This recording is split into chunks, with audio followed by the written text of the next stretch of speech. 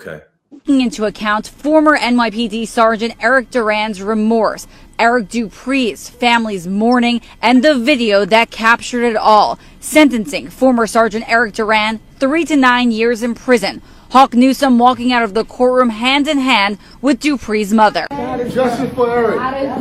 Justice for Eric Dupree. Say his name. Eric Dupree. Justice for Eric Dupree. Say his name. Eric Dupree. Justice for Eric Dupree. Say his name. Eric Dupree. Murderer. Right. If that cop wanted to say sorry, he should have said sorry at the beginning and took a plea. Arthur Aidala, one of the attorneys a part of Duran's legal team, says he was shocked by the judge's decision. The way the judge was talking about what a great sergeant he was. When he said 3 to 9, I almost fell off my chair. Duran is heading to Rikers, and his team of attorneys says they plan to appeal the court's decision. Mary Lynn Buckley, 1010 wins on 92.3 FM outside of Bronx Criminal.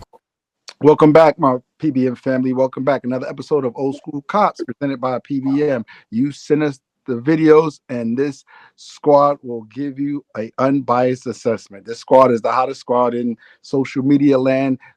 Over 100 years, maybe 1,000 with OG. That's right. Michael Salander, to undercover, to sergeant, gang investigator, SWAT team commander, Red Dog operator. We got the squad. So the accolades speak for themselves. This particular video, if you guys know anything about what happened in New York not too long ago, you had a guy was running from the cops on a motor scooter, right? There was a sergeant that was ahead, saw the guy coming. He picked up a cooler, large cooler with ice. It had ice in it, had sodas in it, and as the guy was riding, he just slammed it into the guy's head. The guy later died, and now he had his day in court. Of course, they was trying to prevent him from running somebody over. I heard every excuse in the world that had nothing to do with the justification of this cooler. I mean, a police sergeant picks up a water cooler, slams it into a guy's head, and kills him. And the union is surprised that the officer got 3 to 6 years or something like that. He got real jail time. Tone, go ahead, start it, because this one is just drives me crazy. In what training manual or policy there is that you're supposed to pick up a cooler and bash somebody in the head who is fleeing? Now, you have an individual who's fleeing. He poses no threat to the community other than fleeing. The officer, the sergeant, the supervisor, he should know better. There is no excuse. You can't justify this type of behavior.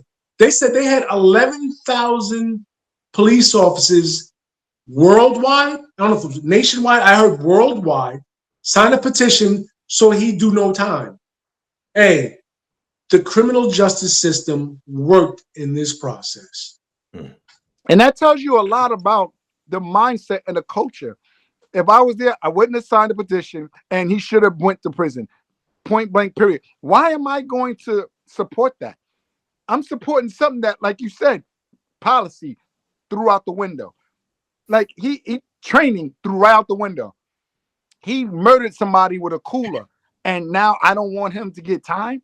That's why the community has a problem with, oh, is there a such thing as a good officer? Look how many officers signed up on supporting this officer. He has nothing to do with the profession as law enforcement. In my eyes, I think he's a disgrace to the badge, and I would never support anything like that. But you got the courthouse filled with nothing but NYPD in support of him. Yo, he should have got more time. Go ahead, Shane. I gotta say, that's why I appreciate and love you guys so much. We're all on the same wavelength, and Tony started off so nicely. We're in a use of force continuum. We have verbal judo, we have our aspartame, we have our taser, we have our OC spray, and if needed be, we have our gun. There's nowhere that talked about using a cooler or any type of device to throw it on somebody who is fleeing.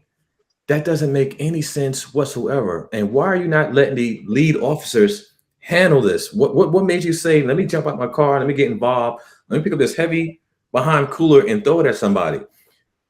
That's really harming the public. That doesn't make any sense. And just to tell you again about they say the thin blue line of officers sticking together when this was egregious. We didn't, no policy, no procedure was followed.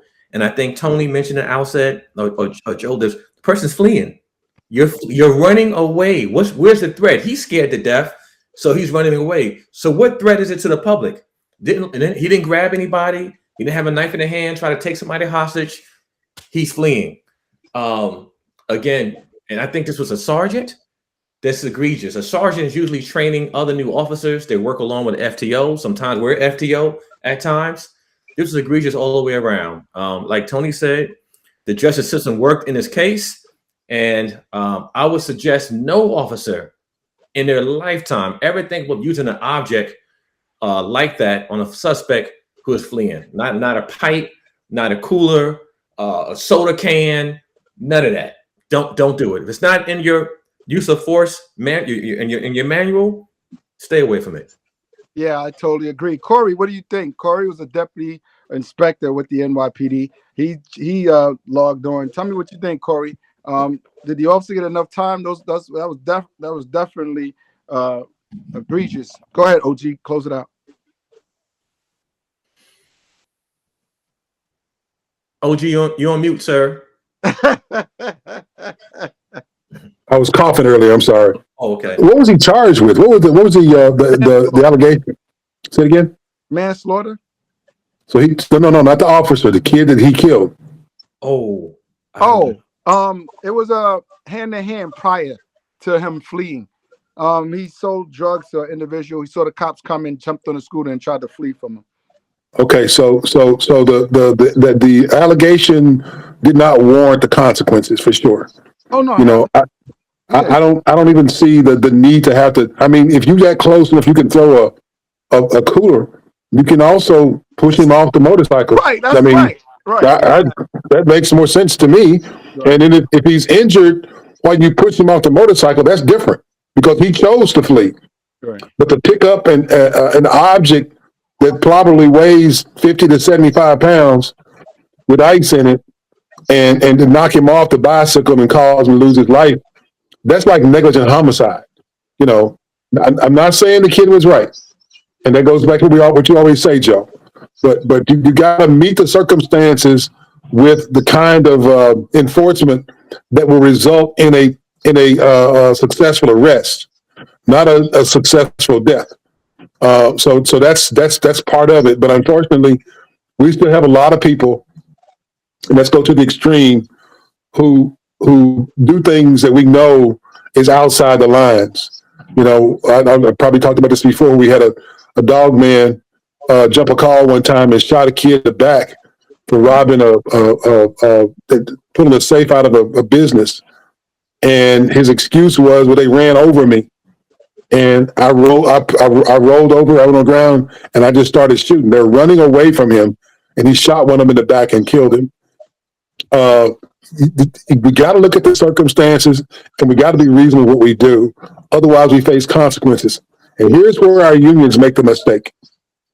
When there's a loss of life, and there appears to be some form of negligence or shall we say, overreach on the part of law enforcement, the best thing a union can do is stay out of it. Don't offer an opinion. Just leave it alone. Because what you're doing now is jeopardizing those police officers. Anybody that signed on to what the union was supporting, their name gets publicized. And when they go to court and testify as a witness, guess what? It's coming up. That's right. Their biased opinion about a circumstance or a situation. That's where we in law enforcement have to be more cautious than ever. It's about making comments and saying things regarding cases that are pending, because it's not our place. In most instances, you'll see this in most cities. When cops get caught up in something, you don't see police officers that are part of the union or anybody else making a comment. The union guy will make a statement. The cops usually don't stand out there and put themselves in that jeopardy, because now, you know, the Giglio issue does exist. And you got to be careful, especially nowadays, because, you know, attorneys, this social media thing, That's the first thing they look at when they're calling, when you're called as a witness in the trial. They're going to bring up everything they can about you.